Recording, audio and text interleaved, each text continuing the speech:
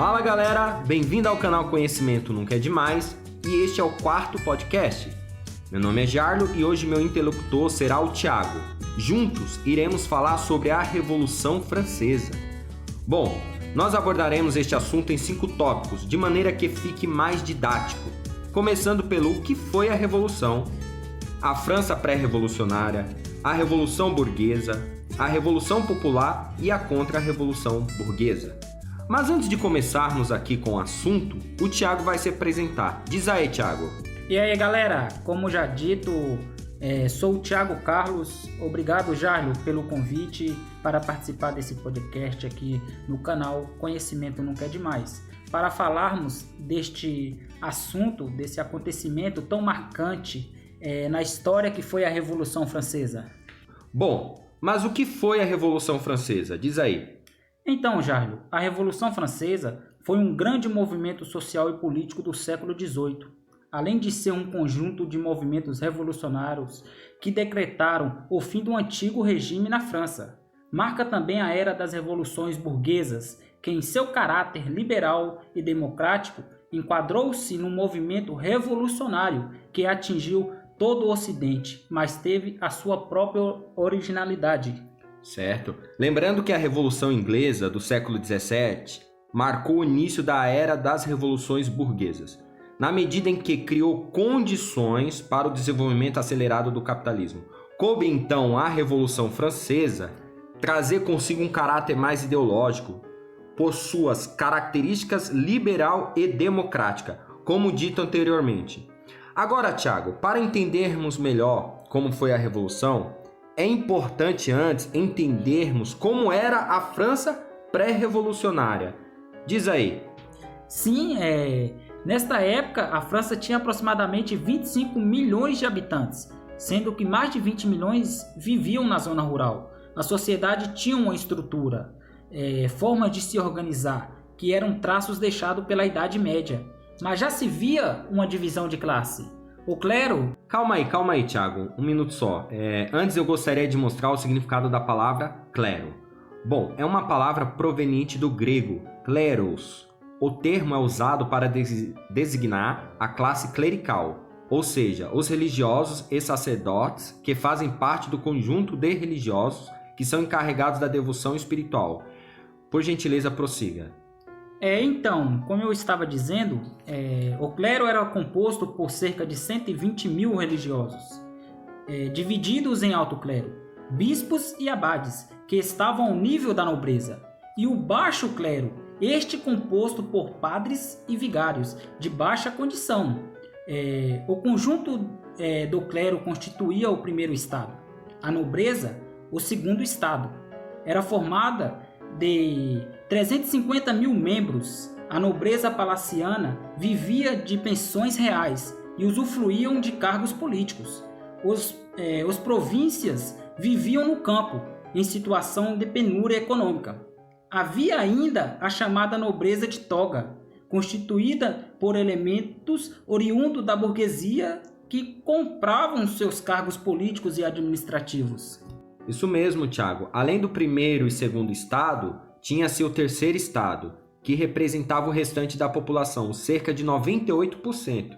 Tinha-se a burguesia, a alta burguesia na realidade, composta por banqueiros, financistas e grandes empresários. Tinha-se a média burguesia, formada pelos profissionais liberais. Estes eram os médicos, dentistas, professores, advogados, etc.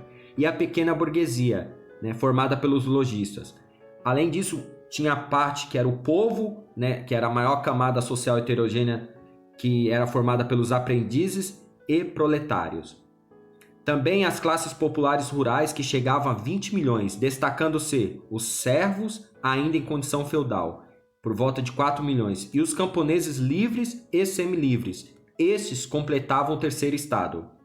Falando agora sobre a Revolução Burguesa, temos algumas datas marcantes. Tudo aconteceu com muita rapidez. Luís XVI, em 17 de junho de 1789, foi forçado a aceitar a Assembleia Nacional formada pelos deputados do Terceiro Estado, juntamente com parte do clero e de nobres influenciados pelo Iluminismo. No dia 9 de julho do mesmo ano, deu-se a proclamação da Assembleia Nacional Constituinte, onde os deputados juraram só se dispersar após darem uma constituição à França. Em 13 de julho, formou-se a Milícia de Paris, organização militar popular. Foram armazenadas armas, prepararam-se, na realidade, as barricadas. No dia 14 de julho, o povo tomou a Bastilha, fortaleza onde o rei encarcerava seus inimigos políticos. Bom, a explosão revolucionária em Paris alastrou-se por todo o país. Para conter o movimento que se alastrava cada vez mais, os deputados da Assembleia Constituinte, em reunião do dia 4 até o dia 6 de agosto, aprovaram a abolição dos direitos feudais. As obrigações devidas pelos camponeses ao rei e à igreja foram suprimidas. As obrigações devidas aos nobres deveriam ser resgatadas monetariamente em prazo e condições a serem estabelecidas posteriormente. Até que no dia 26 de agosto foi aprovada a Declaração dos Direitos do Homem e do Cidadão, de inspiração iluminista. Bom, eu já falei esse termo aqui 2 vezes, iluminismo e iluminista. Depois irei fazer um podcast falando sobre este assunto, o que foi o iluminismo, Bom, mas seguindo aqui, este documento defendia o direito à liberdade, à igualdade perante a lei, a inviolabilidade da propriedade e o direito de resistir à opressão. E foi só em 1791 que ficou pronta a Constituição. O poder executivo caberia ao rei e o legislativo à Assembleia, que funcionaria regularmente. O trono continuaria hereditário e os deputados teriam mandatos por 2 anos. O feudalismo foi abolido, suprimindo-se as antigas ordens sociais e os privilégios, com a proclamação da igualdade civil. Veja, Thiago, tantos acontecimentos em tão pouco tempo, hein? Realmente, Jair. E as mudanças não param por aí. Depois de tudo isso, surgiu o período da Revolução Popular. Uau! Acredito que os nossos ouvintes ficaram curiosos. Então conte-nos sobre, para que todos fiquem a par de tudo. Certo. Com a proclamação da República, uma nova Assembleia foi formada. Chamou-se Convenção e deveria preparar uma nova Constituição. Os girondinos, que na antiga Assembleia era a força maior, foram superados pelos jacobinos. Bom, Járlio, acho importante uma breve explicação sobre esses 2 grupos. Sim, Thiago, é importante falar que os jacobinos e girondinos foram 2 grupos organizados durante a Revolução Francesa. Os jacobinos eram formados pelos mais pobres, representavam a pequena e média burguesia. Estes eram o do partido mais radical, sob a liderança de Robespierre. Já os girondinos representavam a alta burguesia, ou seja, os mais ricos. O primeiro ano da República, 1793, foi chamado Ano 1 no novo calendário que foi feito. Uma nova representação tomou posse nesse ano, eleita mediante sufrágio universal masculino, o que acentuou seu caráter popular. Foram vitoriosos na eleição os jacobinos. Veja, Thiago, foi neste tempo que começaram os efeitos desta revolução. E falando em revolução, aqui no canal tem um podcast cujo nome é Revoluções Sangrentas versus Revoluções Pacíficas. Dê uma procurada e ouça e veja a diferença desses 2 modos, de se fazer revolução, poderia dizer. Então, o resultado de toda a revolução sangrenta, revoluções pela força, ela tem muito derramamento de sangue. E não foi diferente na Revolução Francesa, Os principais comitês eram controlados pelos jacobinos, que dominavam a convenção, começando então o processo de expurgo dos adversários políticos. Os girondinos foram acusados de partidários do rei e dos nobres, e vários de seus membros foram guilhotinados.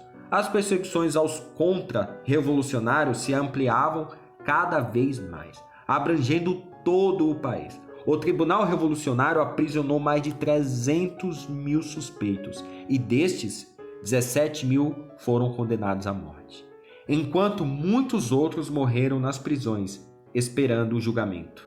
Depois de tantas mudanças revolucionárias, temos a contra-revolução burguesa. onde a lei do suspeito foi abolida, os clubes jacobinos foram fechados e preparou-se uma nova Constituição, a Constituição do ano 3, 1795. A configuração política da Assembleia foi alterada. No centro estavam os gerondinos, à direita os realistas, à esquerda os jacobinos e socialistas utópicos, que reclamavam de medidas de caráter social. Os diretores equilibraram-se em meio a golpes que se sucediam, tanto à esquerda como à direita. Em 1795, os realistas tentaram dar um golpe que foi abafado por um jovem oficial, Napoleão Bonaparte, que por acaso estava em Paris. Em recompensa, Napoleão recebeu dos diretores o comando do exército na Itália. Thiago, a burguesia francesa estava desejosa de paz, desejava um regime de governo forte que conduzisse a França ao caminho da normalidade. Alguns diretores prepararam o golpe que levaria Napoleão Bonaparte ao poder, realizado a 9 de novembro de 1799. Napoleão consolidaria o poder da burguesia no contexto da Revolução, evitando, assim, as tentativas jacobinas de retornar ao poder. Tiago, para finalizarmos, conte-nos quais foram as mudanças e os resultados da Revolução Francesa. Sim, Jair. A primeira mudança foi a transição do feudalismo para o capitalismo. Com isso veio a propriedade privada e acúmulo de capital. Temos também a queda do absolutismo na Europa, movimentos de independência nas Américas, a popularização da República, o liberalismo econômico e a meritocracia. Realmente, foram mudanças significativas, apesar de um grande derramamento de sangue. Bom, gente, estamos finalizando o nosso podcast. Tenho certeza que o conteúdo te ajudará bastante. Espero que tenha gostado. Se você gostou, não se esqueça de se inscrever no canal, deixar o seu like. Deixe também o seu comentário sobre o assunto. E ative o sininho para ficar por dentro dos conteúdos novos, ok? Até a próxima!